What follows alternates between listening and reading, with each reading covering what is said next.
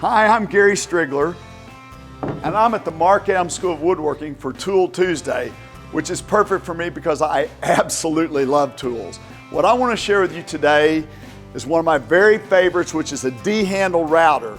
Now, I've got lots and lots of routers in my shop, but what makes this D-handle different from most routers is that, one, it's trigger operated, so I'm not ever fumbling around trying to find the switch at the end of a cut, but also I can control it really, really well, even with one hand once I've got some experience with it.